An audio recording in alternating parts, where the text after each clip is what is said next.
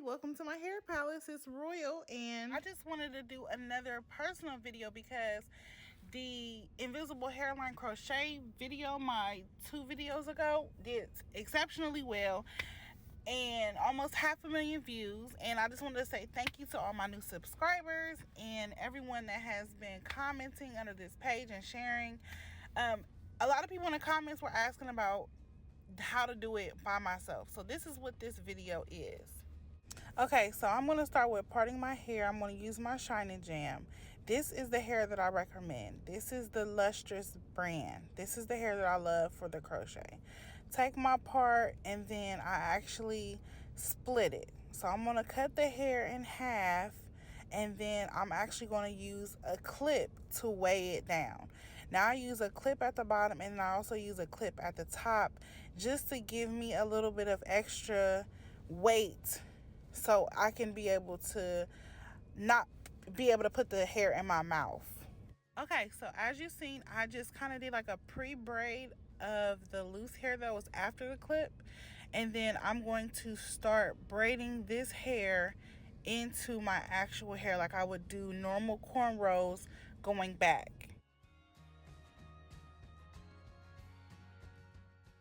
Okay, so once you have the hair extension secured into your braiding foundation, then you can remove the top clip. You can either move the top clip down or you can just put it to the side. Okay, so as I continue to braid all the way down the nape, this is kind of difficult for me because I really don't braid my own hair that often, but I wanted to do this video because I had so many people asking, how do I do it on myself? So as I braid all the way down, I do the braid down connect up method. That is where I braid the hair all the way down, braid that hair not all the way to the ends because I like to make my removal as easy as possible. But once I get it all the way down to where I have like a little bit of an inch or two left of my own hair, then I'll start on the next braid. And when I get midway down braiding back to my hair, I'll connect the other braid up and then braid it down, if that makes sense.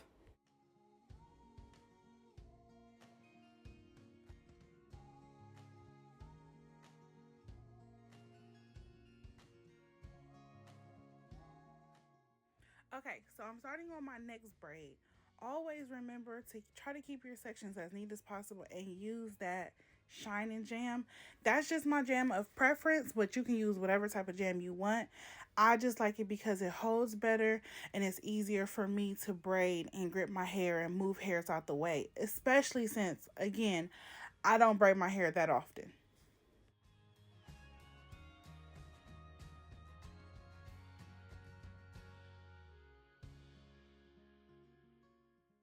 Again, please do not judge me for my ugly parts, but I'm just parting for this video. Now, if I was regularly really wanting to keep this hairstyle in, I would use the mirror behind me, a mirror in front of me, and I would really work on trying to make that part as perfect as possible. But like I said, I'm doing this for a video to show you guys how this looks, and I hope this video really helps.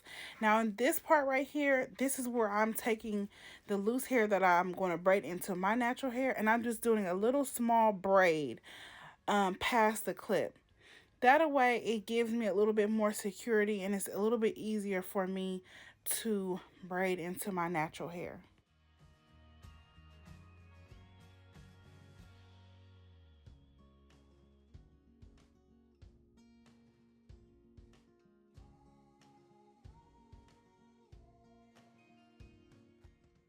Now from the back, you can see the down up connect method that I was talking about earlier, where I braid the braid down, and then the next braid, as I'm braiding down, I connect the loose end. So I don't really have to sew the hair down, and then I'll just crochet that last braid within the braids when I'm done. And then that is my hang time. And these are my crown check shirts. You can order at royalhairtreatments.com. It can check your hair growth every time you get a new trim, which I recommend every 6 to 8 weeks. This is the Royal Hair Treatment Stimulation Brush. I recommend brushing your hair at least 100 times a day. 25 from the nape forward, from forward back, from left to right, and right to left. And that will give you an overall 360 stimulation for your hair growth journey.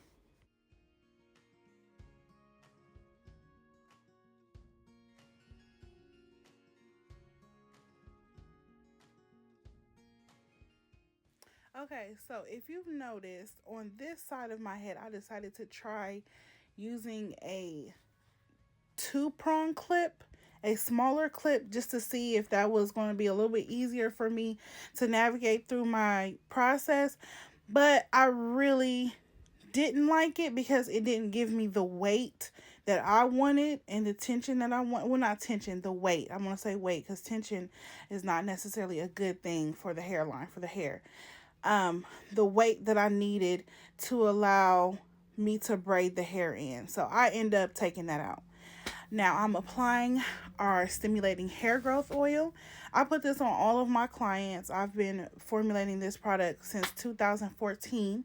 It's also available on royalhairtreatments.com. It's excellent for hair growth protective styles. It's lightweight, but it keeps the scalp moisturized. And I always try to give myself a massage, give my clients a massage because it's necessary to keep that hair moistured and hydrated.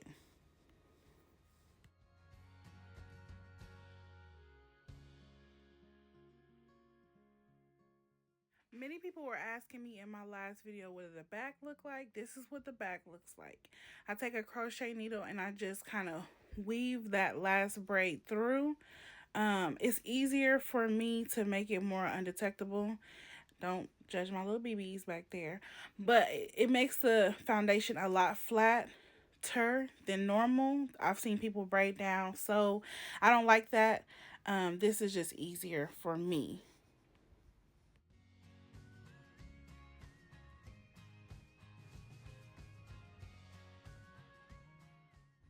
Okay, so as I am finishing up this look, I decided to add some blonde to make this look kind of pop. Just give it some different dimension.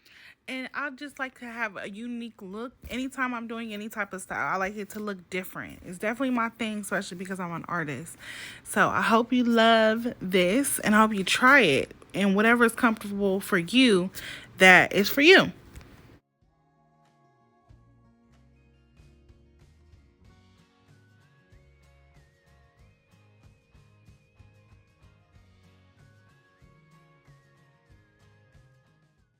So once I feel the weight of how full I want this, I then allow my frontal hairline to come out a little bit, and then I also cut it and gave it some shape. But this is the final look for my invisible hairline or protective hairline crochet. I hope you guys enjoyed this video. Thank you, like, comment, and subscribe.